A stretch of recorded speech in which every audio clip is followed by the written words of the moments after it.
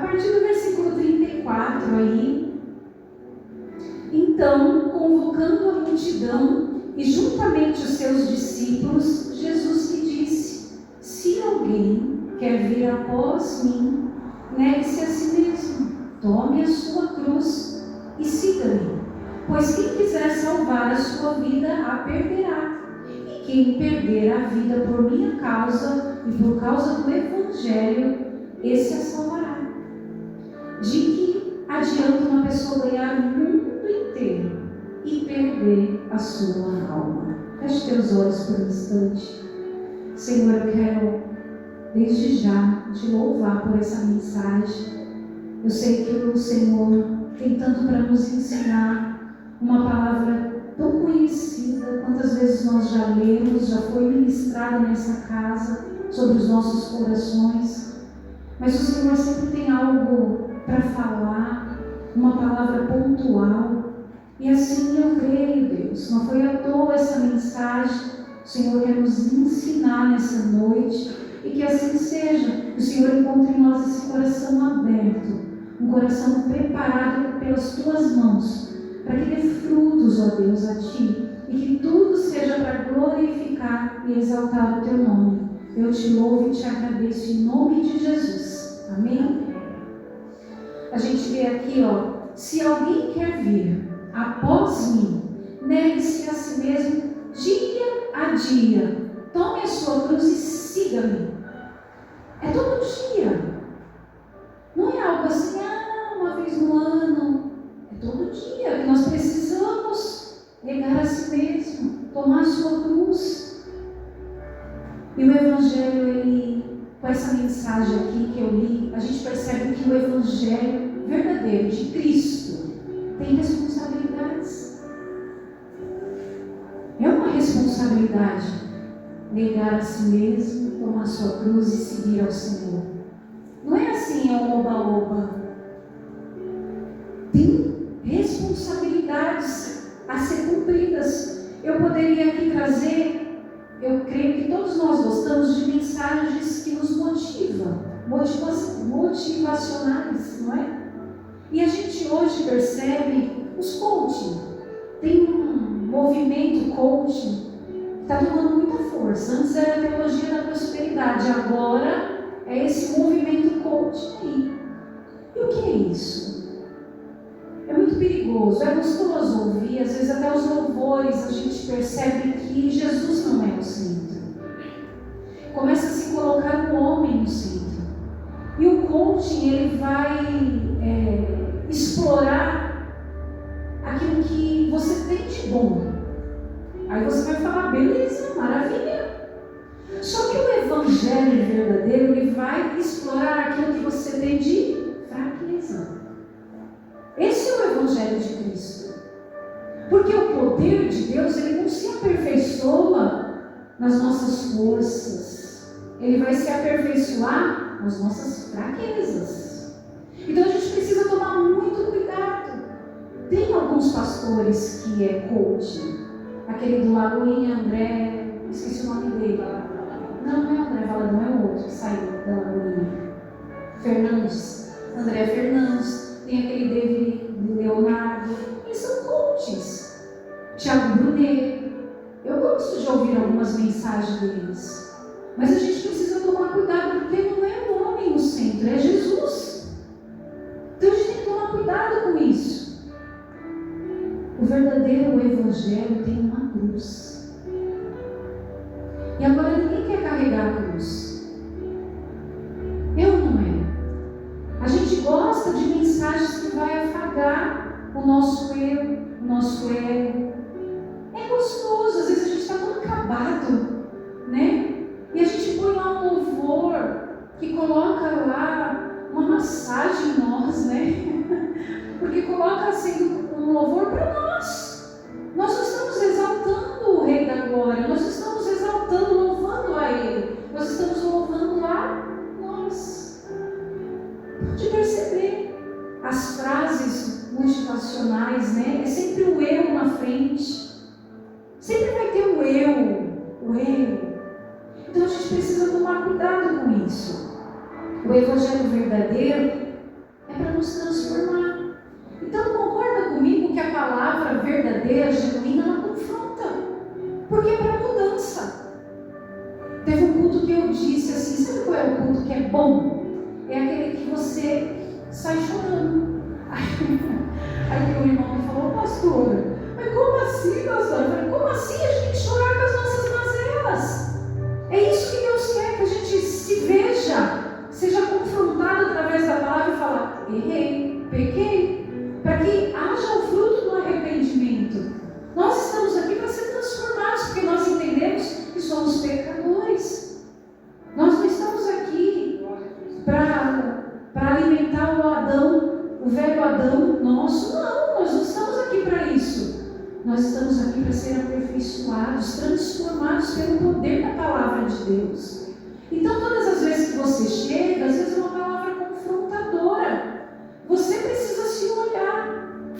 Teve uma pessoa também, já aconteceu aqui, que quase me bateu. Você não sabe o que eu faço. Porque eu orei como se... Você sabe que nossa vida ela é regida pela lei da semeadura. O que eu planto, um dia eu vou colher. Assim ou não é? Nós sabemos, essa é uma realidade que não muda. É a palavra de Deus. E eu falei, talvez você entrou aqui perguntando a Deus, por que você está colhendo isso? Nós vivemos a lei da semeadura. Talvez o que você plantou não foi legal, mas está na hora de você começar a plantar a boa semente. Para começar a colher a boa semente. Eu não gostou, ele disse que eu julguei ele, falei que ele é pecador. Eu falei, filho, nós todos somos, bem-vindo. Aí ele não gostou. Ele pegou para ele aquilo e ficou com raiva. Eu falei, então eu estou aqui para quê? Se não é para falar uma palavra que vai confrontar, que vai fazer nós se olharmos e reconhecermos as nossas mazelas. Aí eu falei assim, filho, eu não sei, eu não vivo com você.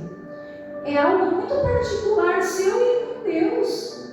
Aí ele falou, mas e as crianças? O que você me diz das crianças? Eu falei, você precisa entender que nós nascemos do pecado. O pecado adâmico, de lá de trás. A nossa natureza é pecaminosa. Então nós vamos pagar um preço, porque não era nem para nós usar roupa. Não era. Por causa do pecado nós começamos a usar roupa. É assim ou não é? Quantas coisas mudaram? Era para nós estar aqui cultivando um jardim livre, leve e solto.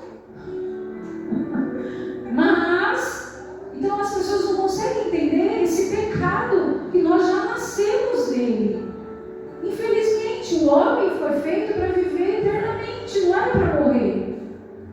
E as pessoas têm essa dificuldade. Agora eu não posso falar, Joyce, você está no pecado. Dona Antônia, a senhora está no pecado. Eu posso falar de mim.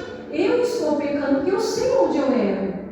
A palavra vai nos dizer. Às vezes nós não percebemos. Às vezes a nossa cultura, o nosso crescimento foi ensinado algumas coisas que vai contra aquilo que Deus ensina. E tudo aquilo que vai contra o que Deus ensina é pecado. E às vezes a gente acha que é normal. E não é normal. Aí de repente você vem para o culto e Deus desvenda os teus olhos e mostra o teu pecado, a tua mazela. Mas Ele está mostrando para você. É para você ter o conserto e falar, pequei, errei, Senhor, então me ajuda. É ou não é assim? Isso é maturidade. Isso é ter sabedoria. É querer mudar logo, assim como eu orei no começo. Eu não tenho mais tempo para perder, Senhor. Eu quero ser transformado, eu quero ter um coração segundo o teu. Eu quero aprender a tua verdade para não errar. Enquanto eu estiver nessa terra, eu quero ser aperfeiçoado o máximo que eu puder. Então não temas a isso, né? Não brigue com Deus, não brigue com o seu pastor. É para o nosso bem. Amém? Então, que evangelho é esse que pregam sem a cruz? Que não tem sofrimento, que não tem aflição. Agora é só vitória? Aonde? O evangelho verdadeiro é para nos transformar. Por quê? Porque Jesus falou que nós somos nova criatura.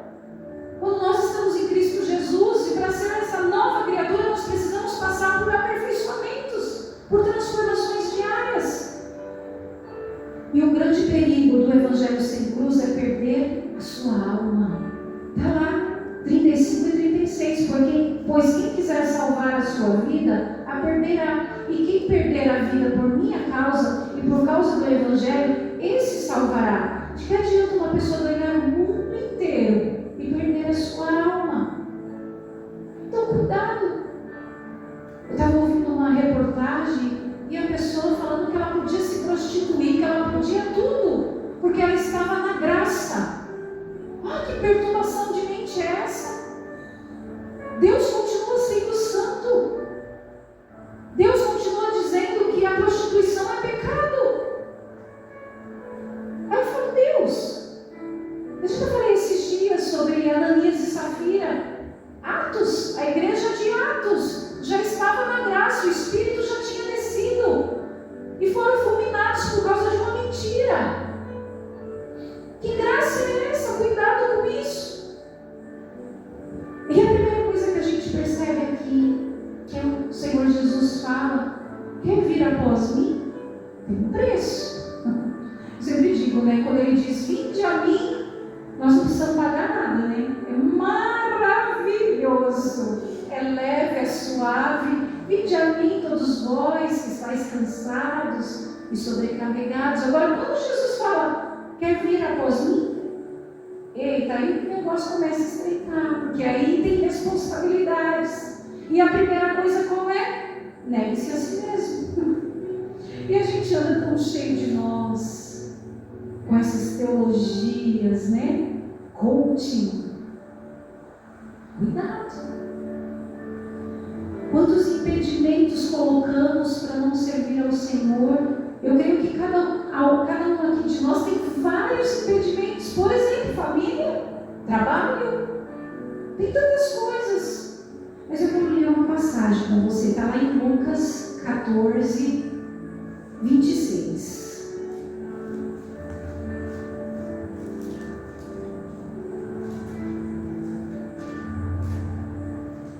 Se alguém vem a mim, olha, você escolheu seguir ao Senhor. Se alguém vem a mim e não me ama mais do que ama o seu pai, a sua mãe, a sua mulher, os seus filhos, os seus irmãos, as suas irmãs e até a sua própria vida, olha isso, não pode ser o meu. Dói, né? Você entende que o primeiro e grande mandamento é amar o Senhor seu Deus sobre todas as coisas? Para nós sermos discípulos de Cristo, nós precisamos abrir mão de algumas coisas. Isso se chama renúncia. Renúncia não é só largar o pecado. Renúncia é largar coisas boas que nós amamos. Por exemplo, a nossa família, por amor a Cristo. Quando chega alguém na tua casa, está tudo bem na tua casa, a alegria total. Não tem ninguém precisando da tua ajuda, do teu socorro, não tem ninguém doente. Vamos colocar assim. Aí você fala: não, vou ficar aqui. A gente sempre vai preferir isso, é assim ou não? Vai chegar um batalhão em casa, aqui é fácil, né? Eu abro a porta e falo: bora, filhinha, vai todo mundo para a igreja. Mas existem situações que a gente troca, sabe? De seguir ao Senhor, porque a gente ama mais um filho, ama mais os bens materiais. Às vezes, irmãos, a gente ora para as pessoas conseguirem emprego. As pessoas conseguem emprego, a primeira coisa que elas fazem é sumir da presença de Deus. É assim, porque começa a ter um apego com o dinheiro. Que Jesus, ele sempre confrontou o amor ao dinheiro. A gente se perde. Então a gente precisa ter esse sentimento de amar o Senhor sobre todas as coisas. É lógico que você tem que ser prudente, ter sabedoria. Se a gente fala, né, que aquele que não governa bem a sua casa não pode cuidar das coisas do Senhor. Certo, mas aí a pessoa está tudo bem dentro de casa. Eu, para estar aqui hoje, eu já limpei a casa, eu fiz comida, lavei louça, deixei a minha casa em ordem. Eu cuidei bem da minha casa, para eu estar aqui. É diferente se meu marido estivesse doente e precisando da minha ajuda. Aí eu estaria lá com ele, cuidando dele. É diferente. Então você entende que a gente precisa ter esse equilíbrio, um discernimento, que tem tempo para todas as coisas. A minha família está bem, então vocês vão comigo ou vão ficar aí? Vai ficar aí? Então eu estou indo adorar o Senhor. Nós não podemos trocar. Se você escolheu ser discípulo de Jesus, está escrito aqui. Porque senão ele vai dizer: então você quer fazer assim? Então você não pode ser meu discípulo. Se você ama mais todas essas coisas do que a mim, até mesmo você, olha isso. A gente precisa se amar. Mas o primeiro grande mandamento é amar a Ele primeiro. Amém? Amém. Glória a Deus por isso. É forte, mas é a palavra de Deus, você entende? É a palavra que nós estamos lendo, verdadeira. Se você decidiu caminhar na vontade de Deus, acredite que Ele vai te levar a níveis de renúncia. Quantas renúncias foram feitas para hoje essa casa estar aberta? Tudo tem um propósito. Quantas coisas que nós temos que renunciar por amor. Porque às vezes fala: nossa, então seguir a Cristo, se não for pelo amor, você não vai renunciar a nada. Talvez se você ainda não conseguiu renunciar a algumas coisas, porque falta amor. Amor pelo Senhor. É uma das coisas que eu sempre oro por essa igreja e falo: Deus nos desperta, nos batiza com esse amor, porque nós precisamos entender o amor de Cristo, porque só assim nós vamos abrir mão do nosso conforto, por exemplo, para poder estar aqui. A Lu poderia estar na cama dela hoje, falando: dói, né? Não estou bem não, pastora. Ela poderia, mas ela abriu mão, ela renunciou à dor dela para estar na casa do Pai, adorando ao Senhor. Ela tem responsabilidades. Ela sabe que seguir ao Senhor requer responsabilidades, requer renúncia. E a próxima etapa aqui, negue-se a si mesmo. A segunda é: tome a sua cruz. Quem quer tomar a cruz? Porque sabe o que se refere a tomar a sua cruz? É sacrifício. Você vê como uma coisa está ligada à outra? É sacrifício. Ah, mas Jesus já fez tudo o que tinha que fazer. Não, mas você tem a sua parte também. Você pensa que para mim preparar esse sermão, eu poderia estar assistindo um filme, eu poderia estar descansando, passeando, poderia estar fazendo tantas coisas. Não, mas eu parei tudo para estudar, para me dedicar. É um sacrifício para mim, sim. Porque a minha vontade, a minha carne, muitas das vezes quer ir para o shopping, tomar um sorvete, ir para a piscina, ir para a praia. É assim. Mas hoje é um dia especial, tem culto na casa do Pai. Eu tenho que me preparar e preparar a mensagem. Não dá para vocês chegarem aqui e a pastora não saberem o que falar. Imagina, você chega aqui, cadê ter palavra? Que bagunça é essa? Tem sacrifício para servir ao Senhor. Não é de qualquer forma.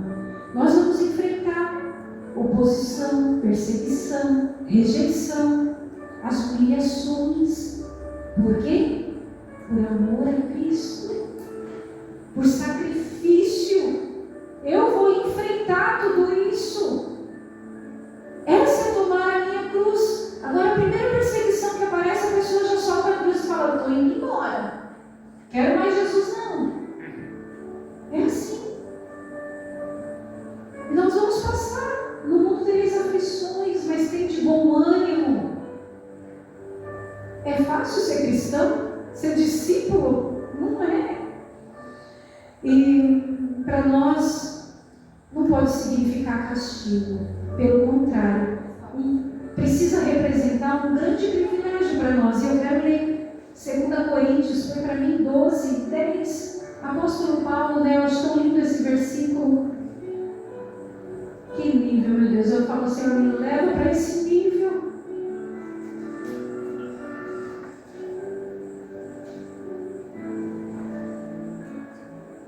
Pode tirar isso não. 2 Coríntios 12, 10.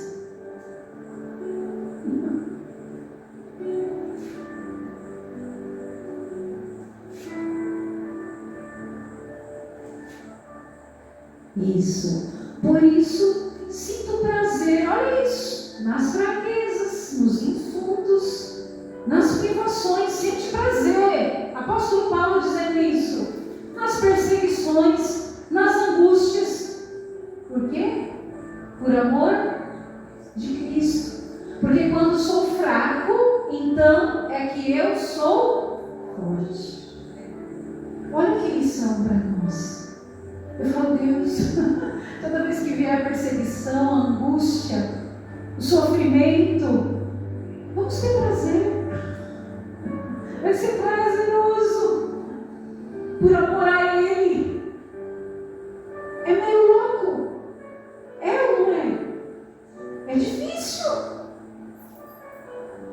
Eu falo, o apóstolo Paulo, meu Deus, que homem maduro. Sabe o que é isso? É o amor. Você vê, por amor a Cristo. Se nós não amarmos ao Senhor Jesus, nós vamos parar na primeira perseguição, na primeira calúnia, na primeira afronta, na primeira adversidade. Nós não vamos suportar. Como que nós suportamos uns aos outros? É pelo amor. Tudo é pelo amor. O amor vence. Ele vence todas as coisas. Ele é o dom supremo, né? É um fruto do Espírito. E nós precisamos sempre estar ali orando e falando, aumenta, Deus. O amor, um para com o outro. Porque a primeira vacilada que a minha irmã der, eu não posso ficar com raiva e falar todo de mal, você não é mais minha irmã. O amor vai vencer tudo isso. Sabe, é insignificante. Tem coisas que a gente ouve, que machuca. A gente precisa orar e falar, Deus, isso é tão pequeno. Sabe, infelizmente, tem pessoas que dão legalidade ao Satanás. É usado pelo cão para, sabe, trazer aperto no nosso coração, angústia, para nos tirar da presença de Deus, porque a gente fica lá ouvindo aos céus e a gente, sabe, a gente se perde. Tu pensa para Deus, fala, Deus, derrama mais esse amor, que eu sinto esse amor, para olhar para a cara do meu marido quando ele fala uma besteira, ou para olhar para a cara da minha esposa, né? O seu Cláudio está aqui, né? Tem uma... É o amor que vai vencer tudo isso. Ele tudo suporta, ele tudo espera. É o amor. E assim nós vamos vencendo. Então, sinta prazer em tomar essa cruz. O Evangelho sem cruz não é o Evangelho de Cristo. Lembre-se disso. Agora, como que eu tomo a cruz sem se negar a si mesmo? Não tem como. Se nós não se esvaziar das nossas vontades, porque é a nossa carne. E a gente mata ela como? Jejuando. Nós precisamos conseguir paralisar a nossa carne e fortalecer o nosso espírito através do jejum. As pessoas, como que se esvazia? Nós precisamos matar a nossa carne, as obras da carne. Tem um versículo também, eu esqueci de ler com vocês, que é Romanos 8. Põe para nós aí, o Isaac. Mateus, eu vou chamar de Mateus. Romanos 8, do 6 ao 8. Olha lá, pois a inclinação da carne é morte, mas a do Espírito é vida e paz. Porque a inclinação da carne é inimizade contra Deus, pois não está sujeita à lei de Deus, nem mesmo pode estar. Portanto, os que estão na carne não podem agradar a Deus. Nós não queremos agradar a Deus. E é assim que nós vamos ter que se esvaziar. É matando a nossa carne, é andando no Espírito. É fortalecendo o nosso Espírito. Irmãos, o que eu mais vejo no meio dos crentes é ciúmes, é inveja. Isso é obra da carne. O irmão que... É Provérbios que fala isso, que um irmão põe o outro contra o outro. Isso é abominação aos olhos de Deus, que traz inimizade. Às vezes nós estamos no lugar, o diabo, a nossa carne está tão aflorada, o diabo fala, é aqui mesmo que eu vou mexer. E a gente se deixa levar, fala besteira. Nós erramos também, nós falhamos, porque às vezes a nossa velha criatura insiste em sair para fora. E a gente precisa cuidar da nossa carne, matar essa natureza adâmica de todos os jeitos. E como? Se enchendo da presença, buscando o fruto do Espírito e matando o fruto da carne. Que é inimizade, é divisão, é discórdia. Olha, Sabe quando você começa assim, ó, eu não concordo com isso? Obra da carne. Cuidado. Cuidado, porque às vezes você chega para o irmão e fala, eu não concordo com isso. Já viu? Tem muito, né? Esse não concorda é um perigo. Você começa a trazer divisão. Sem você perceber, o negócio vai fermentando. Às vezes você só deu um lugarzinho pro diabo, ele fez a festa. E às vezes aquele que ouve, traz para o coração, meu Deus do céu, estraga grande. Por isso que a gente tem que vigiar a nossa boca, a nossa língua. Nós precisamos cada dia matar mais a nossa carne. Se você percebe que você está vacilando, jejua, começa a jejuar. Eu não posso ficar sem jejum, porque nem eu me aguento. Porque a gente, quando está sem jejum, a gente está se alimentando a carne. Agora, quando eu jejuo, eu estou alimentando o meu espírito. Entende? Então, vai em frente consigo. Vai conseguir jejuar sim. Tem gente que fala, eu não consigo. Aí você vai fazer o exame de sangue, fica 12 horas sem comer, fica tudo bem para fazer o exame. Agora, pode jejuar para Deus, come de Deus, ninguém quer. Nem 5 horas consegue, olha. Que coisa feia. Esses dias eu estava assim, eu passo mal, fico 12 horas de jejum, eu passo mal, mas a pressão cai. Aí parei e falei, meu Deus, que vergonha, o que eu estou falando? Eu fiquei já mais de 12 horas para fazer um exame de hormônio, eu nem reclamei. Que coisa feia, ficou que louco aqui, né? Mas passou. As primeiras horas é mais difícil, parece que faz aquele buraco aqui.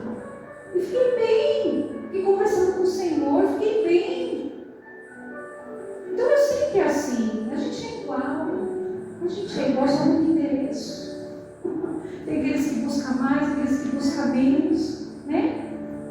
Glória a Deus. Mateus, agora sim é Mateus 10, 38. Olha lá, se você falar, eu não quero carregar a cruz não.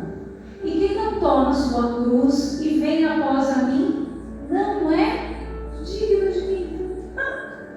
Mais um tapa com o classe de Jesus. Jesus amado. Em outras versões, não é digno de mim. Está escrito assim, ó, não pode ser o meu discípulo. Não sei a contar de vocês aí, mas é forte. Favor, Senhor, me ajuda. Então, nós precisamos abraçar a cruz. Como que eu abraço a cruz? Se esvaziando. Eu preciso me esvaziar. Preciso deixar essa carne para o outro lado. É o mesmo sentimento que houve em Cristo Jesus. Ele se esvaziou de toda a sua glória. Está lá em Filipenses 2. Ele se esvaziou, assumindo forma de servo, tornando-se semelhante aos seres humanos e reconhecido em figura humana. Ele se humilhou, tornando-se obediente até a morte e morte de cruz. É esse sentimento que nós precisamos ter, o mesmo que houve em Cristo Jesus. E somos muito cheios de nós. Humildade é a marca essencial de um discípulo. Quando Jesus ele diz, aprendei de mim, que sou manso e humilde de coração. Nós precisamos aprender. O Senhor já nos deu a direção para esse ano de 2026. Eu sempre trago uma palavra. Alguém lembra qual foi esse ano de 2025? Sim? Não lembra? Fidelidade. E como nós somos provados, né? E Deus já liberou a palavra para esse ano. Não é de bênção de vitória, não.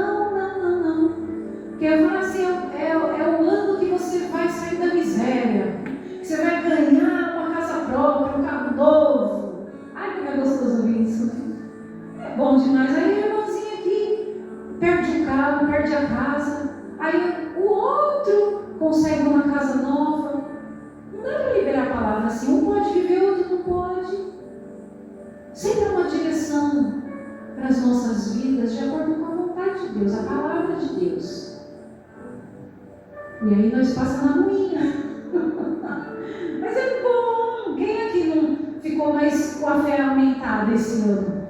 Depois de tantas situações que nós passamos, Deus provou a nossa fé.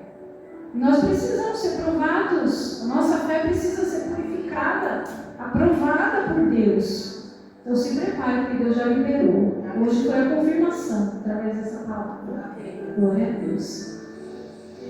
A terceira coisa que Jesus diz: siga-me. Meu Deus. Seguir Jesus, os passos de Jesus, os ensinamentos de Jesus. Não tem como eu negar a mim mesmo, tomar a minha cruz, mas eu preciso seguir ao Mestre. Preciso estar na obediência, ouvindo a palavra, praticando a palavra, recebendo os ensinamentos do Mestre. Então, faz parte seguir o Senhor. Ele veio como um servo. E muitos de nós queremos ser servidos. Eu olho para ele e falo, o exemplo dele. Ele serviu, então eu preciso servir também. Sabe que tem crente consumista? Que desde quando é crente, só fica sentado na cadeira. Aí eu falo que é crente consumista, que só consome. Que Deus nos livre de ser esses crentes consumistas, que nós venhamos ser aqueles que vai jorrar, que vai servir, que vai trabalhar para o reino, para o Senhor. Porque quando você abre a tua boca dando um testemunho, quando convida alguém para vir para a igreja, você está servindo a Ele. Quando você ora por alguém, a gente não pode só sentar aqui e querer absorver, né? A gente precisa fazer alguma coisa. Nós precisamos aprender a ser servo como Ele. Glória a Deus. Não podemos nos distrair com coisas que não têm Cristo nela. Quantas coisas nós se distraímos que não tem Cristo? Então cuidado. Às vezes com essas mensagens coaching, cadê Cristo nessa mensagem? Onde é que está falando de Jesus nessa mensagem?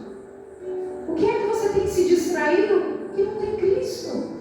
A tua vida é dele, você entregou a tua vida para Ele. Como diz o apóstolo Paulo, não vivo mais eu, mas Cristo vive em mim. Aonde é que está Cristo? Qual tem sido a sua distração? Então não se distraia com coisas que não tem Ele. Ele precisa ser o centro de todas as coisas. Jesus um dia renunciou toda a sua glória por amor. E em troca ele recebeu o quê? Uma coroa de espinhos. Agora, se você for fiel a Ele, tomar a sua cruz, Ele te entregará a coroa da vida. Foi por isso que Ele passou por tudo aquilo, para que nós pudéssemos ter vida eterna. Então pense sobre tudo isso. Pense aquilo que você pode melhorar, para que você seja de verdade um discípulo de Cristo. Amém? Ouvindo, praticando, seguindo os passos dele.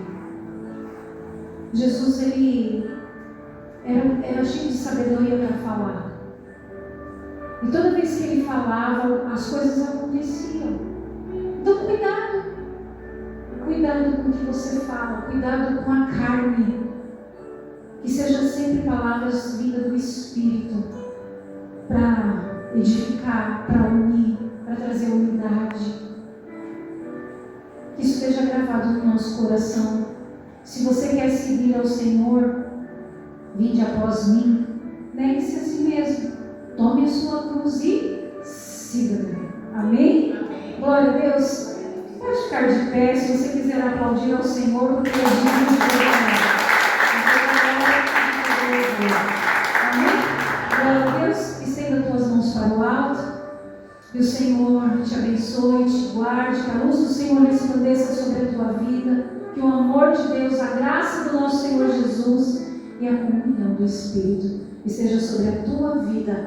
Vá em paz e que Deus te abençoe. Amém? Glória a Deus.